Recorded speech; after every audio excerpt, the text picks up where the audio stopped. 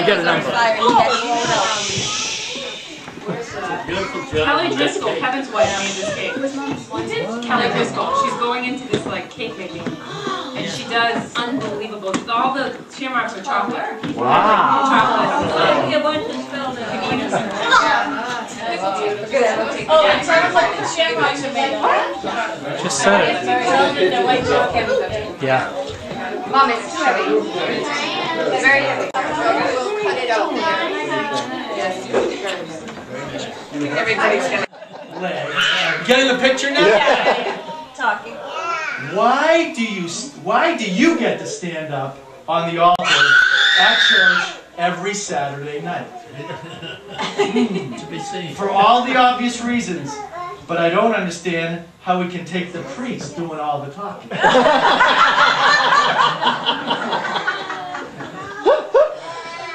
People that laugh the hardest know him the best, don't you think? Why do you play cards and play bridge? Best place to meet women.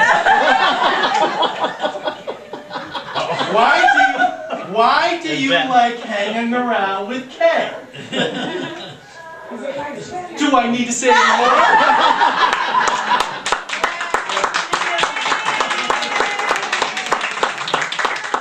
Why are you doing your house over at 90 years old? Hey, you want to come and see my renovation?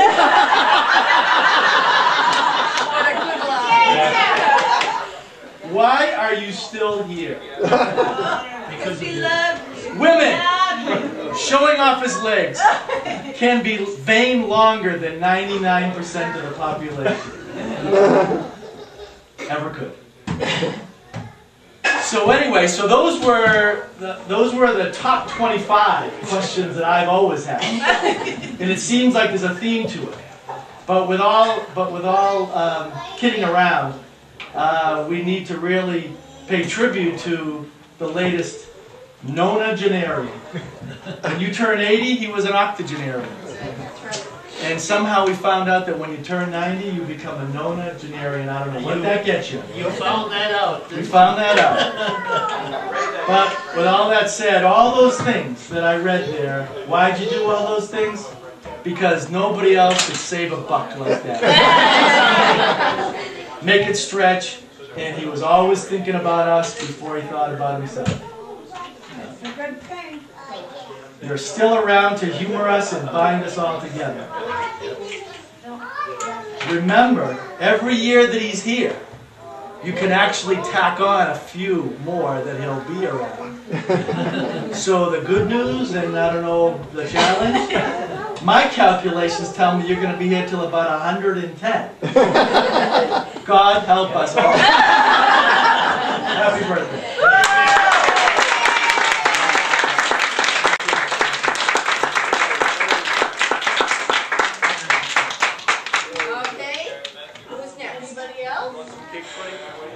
No? Embarrassing. I haven't really been doing that much, but this weekend it was kind of a big weekend for me. I went to my first wedding that included some friends that I graduated with. You got married? I didn't get wedding. But it was still a big weekend, and there was a theme, as in Jeff's speech. And that one was love. I was looking at my friends, and they were starting their own family.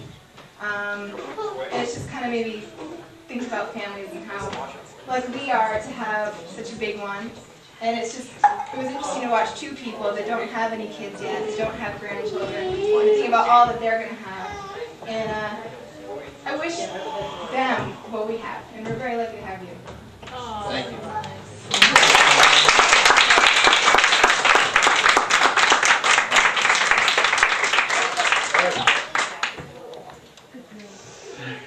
Anybody else?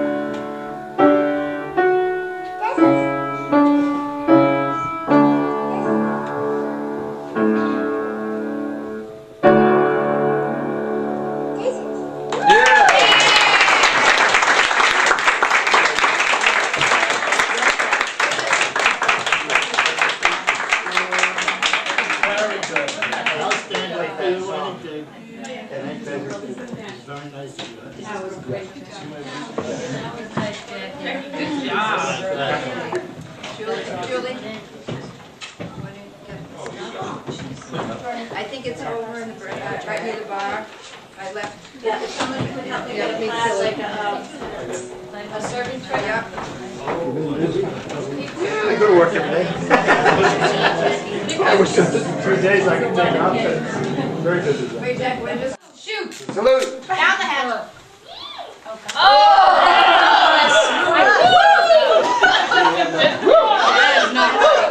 We have Someone not shaking. One more thing. Yeah. We have one. Say that. Yeah. We have one little. Why did I do that? We have one little gift. You gotta feel it or it doesn't work. What? We have one little gift to give you in commemoration of this day. And as the years go by, this can also be replaced. We have a beach summer hat, RJL, his Shamrock, and 90.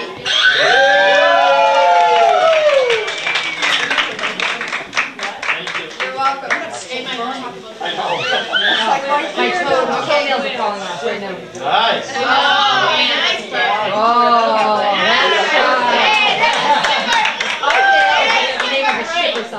And we, as everyone knows, that we are giving Dad a bench down at the beach.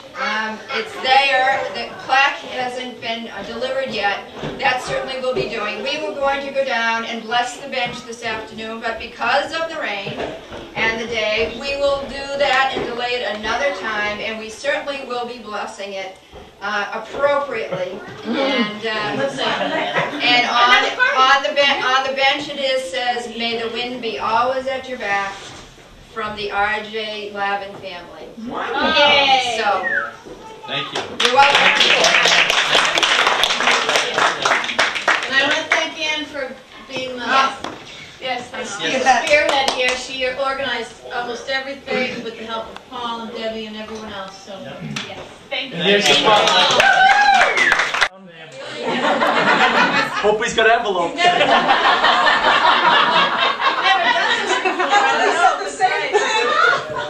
She shot down before I finished.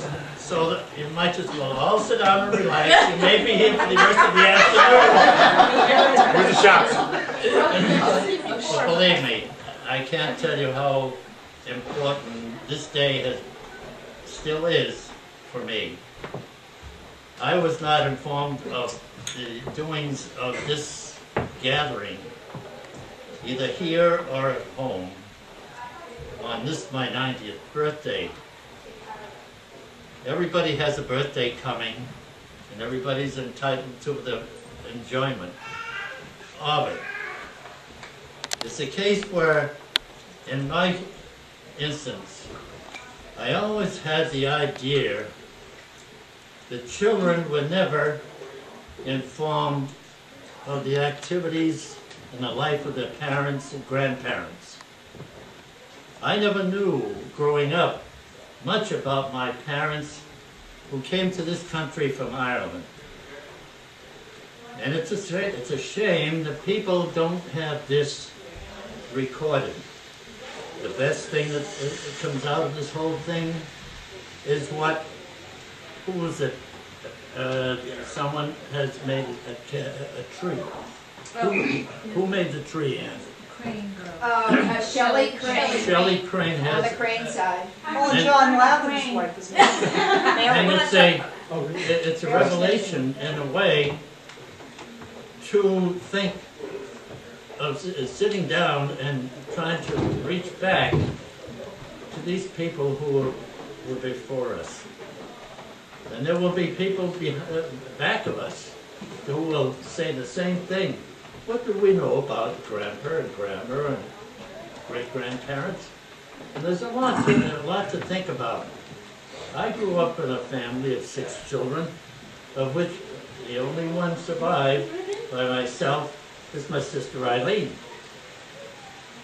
But we can talk about each and every member of the family if it was only an opportunity for us to sit down and be asked to say, tell us about your family. nobody knows about my family. My one sister and the 3 brothers. They had a nice life. They enjoyed life. And Eileen is right behind me for a few years. It's the same thing. All I can say is, having been a member of the 6 members of the family, the Lavin families in North Andover, basically, my parents were, when I think of it, and I do often, all they wanted to do, their primary reason, was to protect with a roof over the head of all their children. At that time, people never accumulated a lot of money to send their kids to college. Fortunately, Robbie went to school beyond the regular high school education. Jack Clem went to Andover. But as far as I'm concerned, and I was ahead of Jack, I was anxious to go out and get a job. But I'm not elaborating on the whole family, one way or the other. But it's just a thought that I would like to leave with you people. That it's a good thing to know who your forebears were, what they did, and what they accomplished. It isn't the idea it's not going to do me any good to know what my parents did. It's the idea to know that they came into this world and they're leaving this world with having done something before they came. And therefore, when I talk about my children, and I'm so proud of each and every one of them for the success that they have. Our latest addition of success is Julie and her new accomplishment. And in addition to having her education, college education and so forth, and for the benefit of young people, do not afraid to go to higher education. What you might like to be after you graduate from high school is not going to be something that you're going to guarantee yourself that you're going to live throughout your life. Julie was qualified for teaching. Julie didn't like it and went to college. She could teach. They do something different. Jeff, all the kids went to higher education of some sort. But this was not in my immediate family, but it's something that Marie and I try to influence our children to do, and hope that the rest of you people, generation after generation, will continue to do. And it's not anything but personalized, family, and all I can do is try to keep the family together. Here I have a house at the beach. I live alone. What do I need to live alone for? I could get rid of it. Live in a hovel. But I have it to keep this family together, and this is what I want to impress upon you. Keep close to your family, because they are the ones who will support you in a time of need. You have friends, you have distant relatives, but when you're in need, when you need assistance, when somebody can help you, who do you call on? It's your immediate family. And this is what I like to leave with you, is this thought that if there's nothing else that you can remember me by, just say, hey, at least grandpa or great-grandpa, try to keep us together. And this is what I would like as my parting days. How many more years do I have? 22. I'm not worried about them. It can be next year, it can be the year after. Jeffrey thinks differently. But 20 years. it's a pleasure for me to welcome all of you people here at Paul's invitation. Paul has been so generous over the past several years. We've had our Christmas parties here, because you've outgrown the house at the beach. here we are, somebody said today, how many in the family? Is it 42, 43, or 44? And all I get every once in a while is, hey, when you talk about this crowd, it's your fault, Grandpa. So it's been a pleasure. It's been a gift, I'm telling you. I've been gifted from God for so many things in life. My health, my family, and hope that future generations will be just as successful. God bless you.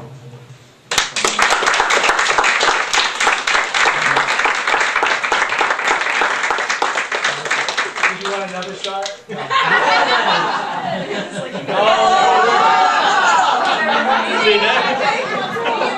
You all turned your nose up at it first, but is that good?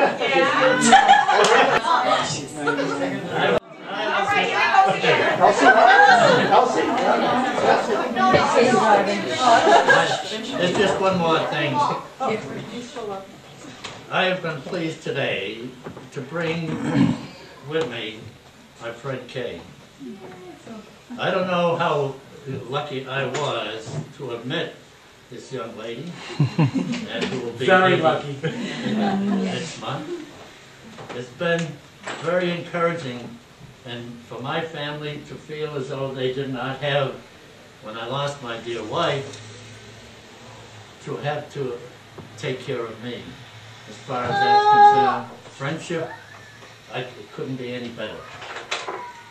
It's a case where, after all these years, Kay and I can sit down and we can talk about our mate, as if they're brothers and sisters. And there's nothing that more helpful than the arrangements that we have in our association. I would wish this to any and everybody else, and I've talked to several people, and I'll have to admit that I'm going to tell you something you may have. Get the tape rolling.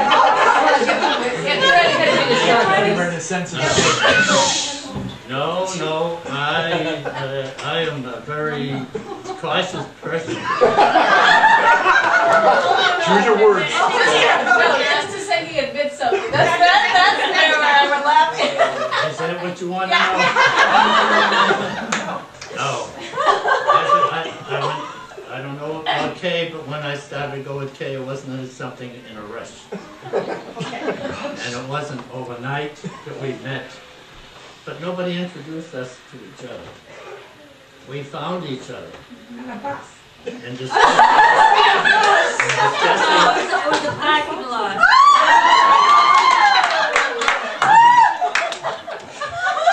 I will have to tell you that I went to it, even a priest, and said, No, many priests, many priests. Fine.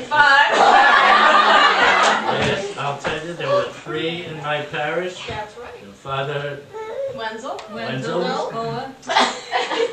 And when one gets to be this age and has lost a mate, the answer to all of them was, Ray, you have the rest of your life to live.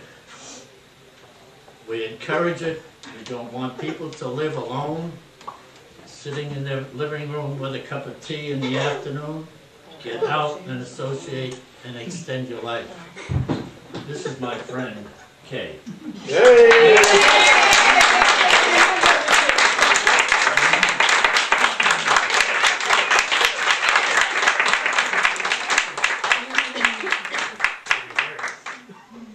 Eileen, do you have any stories about how bad my father was when he was a kid? Yes, I'm sure. Is there one? I didn't prepare anything. I know. But was he a bad kid? Was he a good kid? No. He was always a homebody, that's Yeah. And the nights that he didn't see Marie, he would always be home in the kitchen Yeah. reading. Yeah. Well, what are you going to do? Those days we didn't spend much time in the dining room and living room because it was too cold.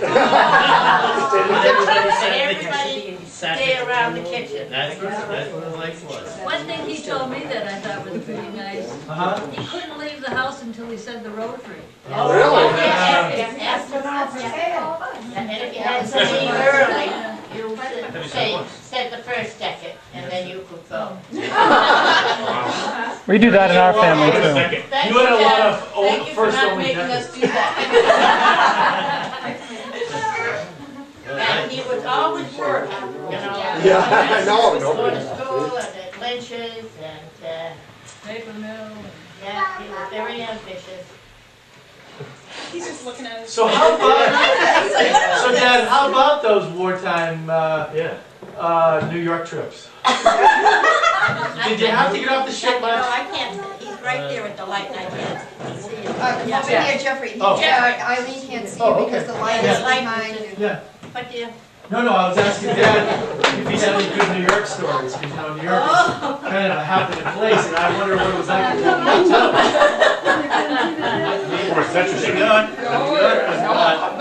New York was never a place where a farm boy, I might classify myself as, because we're all in the service, and when we were off the ship, everybody we saw was in uniform. If they were not in a uniform, they were supporting us in the uniform by working. So everybody was busy. But that 4.5 years to the day that I put in the service was a compact day. Go, go, go. I did over 480,000 miles at sea in 4.5 years. It was paid for every veteran. I give them credit for what they did when they were asked to do it, and they did it to the best of their ability. But the worst part of it was the millions of boys and some ladies that we lost. And that was the reason why we were there, to protect us all that went in. And the American people were 100% in World War II. To see that we got the best of everything, food as best they could provide it, clothing as best they could, and we had the best dressed uniform veterans throughout the world. And it shows today.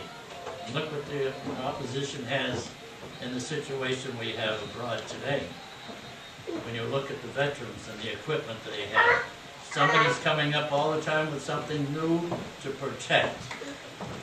Reading the paper just yesterday or the day before, that there's somebody coming up now with a new, and you will see it, a new uniform for the veterans. And it's going to be, all this country is the greatest in the world, and no matter what you think of what's happening and whether you approve it or not, it's for the good of all. And there'll always be critics. There'll always be somebody who will be displeased. But as long as we stay behind the President, we'll do the best we can for the good of all.